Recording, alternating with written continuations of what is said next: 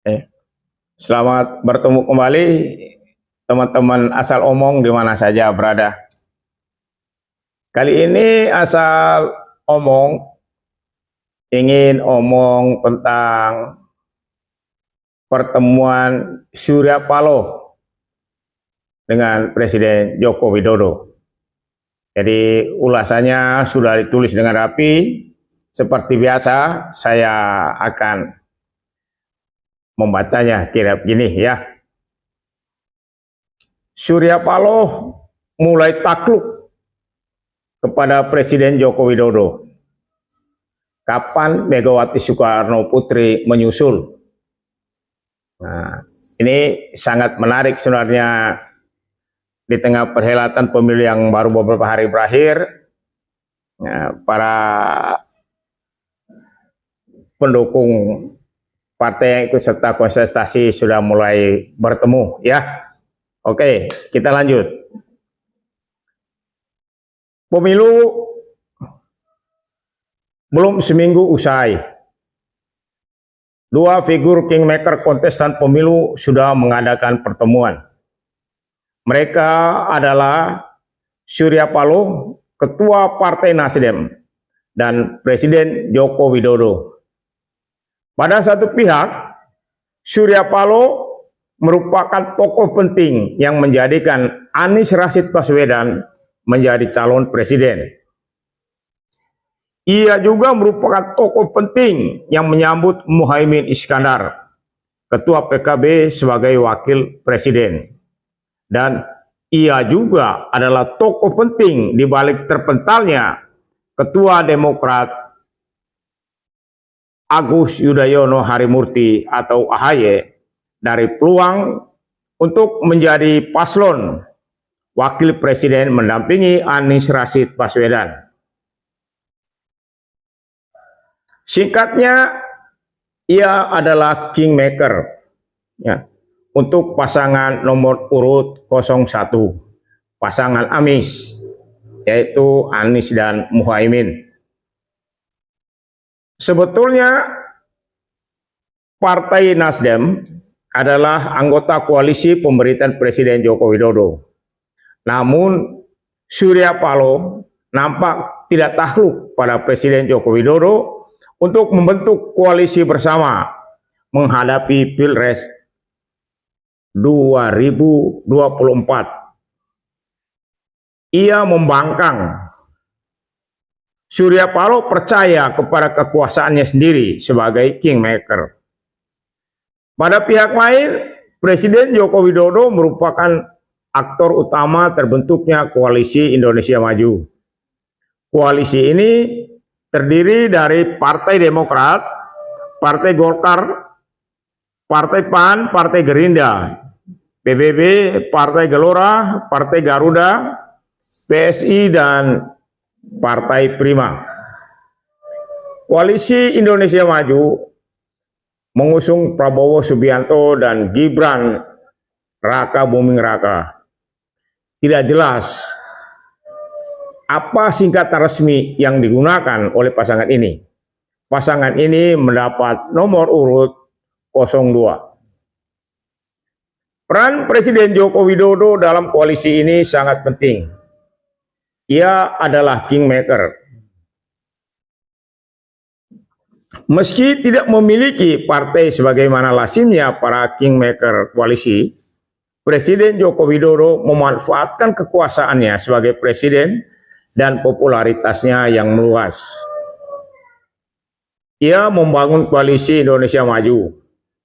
Ia adalah magnet yang menyatukan kepentingan-kepentingan pragmatis partai-partai pendukung koalisi, baik kepentingan ekonomi, jadi sekali lagi ya, baik kepentingan ekonomi, kepentingan selamat dari pendidikan hukum, jadi sekali lagi, kepentingan selamat dari pendidikan hukum, dan kepentingan politik kekuasaan. Peran Presiden Joko Widodo dalam pembentukan Koalisi Indonesia Maju penuh kontroversi, sebab ia adalah kader penting PDI Perjuangan. PDI Perjuangan memilih dan mengusung Ganjar Pranowo yang berpasangan dengan Mahfud MD. Ia melawan partainya sendiri, partai yang telah mengandung, melahirkan, dan membesarkannya. Realnya, ia melawan Megawati Soekarno Putri, tokoh utama Partai Demokrasi Indonesia Perjuangan. Tokoh yang meluluskan atau tokoh yang memuluskan jalannya mulai dari wali kota Solo, lalu menuju Jakarta menjadi gubernur, dan sampai pada puncaknya di Indonesia sebagai presiden Indonesia untuk 2 periode. Nah, bukan hanya Joko Widodo, Megawati juga menyediakan karpet merah bagi Gibran, putra sulung Joko Widodo, dan Bobi Nasution, mantu Presiden Joko Widodo, untuk menjadi wali kota. Gibran menjadi wali kota Solo dan Bobi menjadi wali kota Medan. Dengan demikian, peran Joko Widodo membentuk koalisi Indonesia Maju dengan mengusung Prabowo Subianto, Gibran Rakabuming merupakan peran yang kontroversial. Ia menggeser peran ketua partai politik sebagai kingmaker pada dirinya sendiri dengan modal politik sebagai presiden dan popularitasnya yang luas. Pemilu telah usai. Pemenangnya menurut hasil quick count adalah pasangan Prabowo dan Gibran. Pasangan yang dijagokan atau pasangan yang disponsori oleh Presiden Joko Widodo. Ia tidak hanya memenangkan Prabowo Gibran, ia juga pada saatnya yang sama mengalahkan 2 kingmaker dari partai politik, yakni Surya Paloh dan Megawati Soekarno Putri. Meski sudah menang, Presiden Joko Widodo terus memainkan perannya. Joko Widodo hendak menyatukan para kingmaker dalam kontestasi pemilu yang lalu, yaitu Surya Paloh dan Megawati Soekarno Putri. Pada mulanya, ia ingin bertemu dengan Megawati Soekarno Putri. Presiden melobi beberapa pihak agar menjembatani pertemuannya dengan Megawati. Presiden meminta bantuan orang-orang ring 1 PDI Perjuangan.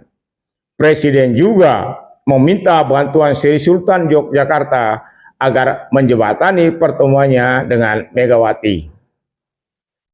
Sampai dengan saat ini, lobi-lobi itu untuk pertemuan itu belum juga terjadi. Peran Presiden Joko Widodo belum sampai menembus pertahanan Megawati Soekarno Putri dengan partai PDI Perjuangannya. Megawati masih kokoh dengan prinsip dan kepercayaan dirinya. Sambil menunggu waktu bertemu dengan Megawati, Presiden Joko Widodo sudah berkesempatan dengan Surya Paloh. Pertemuan dengan Surya Paloh mengundang prasangka publik. Ada yang mengatakan pertemuan itu diinisiasi oleh Surya Paloh. Ia meminta waktu untuk bertemu Presiden. Demikian menurut kata istana. Namun dari pihak Nasdem mengatakan pertemuan itu merupakan pertemuan undangan Presiden kepada Surya Paloh. Menanggapi prasangka publik itu, Presiden Joko Widodo mengatakan tidak penting siapa yang mengundang dan siapa yang diundang. Yang penting adalah pertemuan itu sudah terjadi. Nah, Surya Paloh dan Presiden Joko Widodo dapat bertemu. Kesepakatan apa yang dibicarakan dalam pertemuan Presiden Joko Widodo dengan Surya Paloh tidak ada yang tahu. Isi agenda pertemuan mereka juga penuh rahasia. Meski agenda pertemuan mereka rahasia, tetapi publik kini mulai dapat melihat bahwa Surya Paloh sudah mulai takluk. Sekali lagi, bahwa Surya Paloh sudah mulai takluk pada Presiden Joko Widodo. Meski pengumuman resmi pemenang Pilpres belum diumumkan oleh Komisi Pemilihan Umum atau KPU. Sikap Surya Paloh yang melunak dapat dibaca sebagai afirmasi terhadap peran Presiden Joko Widodo yang semakin besar dan kuat. Tinggal Megawati yang belum melunak. Namun kalau Megawati juga melunak, maka kita semua tahu kekuasaan itu menjadi terpusat pada satu orang. Ia adalah Presiden Joko Widodo.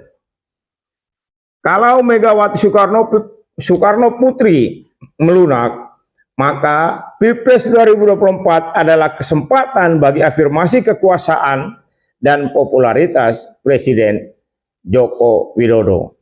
Jadi sekali lagi, kalau Megawati Soekarno Putri melunak, maka Pilpres 2024 adalah kesempatan bagi afirmasi kekuasaan dan popularitas Presiden Joko Widodo. Kalau Megawati Soekarno Putri menerima tawaran-tawaran dari Presiden Joko Widodo, maka Pilpres 2024 bukan kontestasi demokrasi lagi, tetapi lebih pada sayembara untuk mengafirmasi kekuasaan Presiden Joko Widodo dan popularitasnya yang meluas. Jangan-jangan, ya ini sekali lagi, jangan-jangan ini adalah gejala bahwa negara dan bangsa kita sedang berjalan ke arah monarki melalui jalan demokrasi. Jadi sekali lagi saya ingin menekankan, jangan-jangan ini adalah gejala bahwa negara dan bangsa kita sedang berjalan ke arah monarki melalui jalan demokrasi. Jadi teman-teman, itulah ulasan dari Asal Omong. Semoga ulasan kali ini berkenan kepada teman-teman Asal Omong semua. Semoga semuanya sehat dan tetap semangat. Sampai jumpa.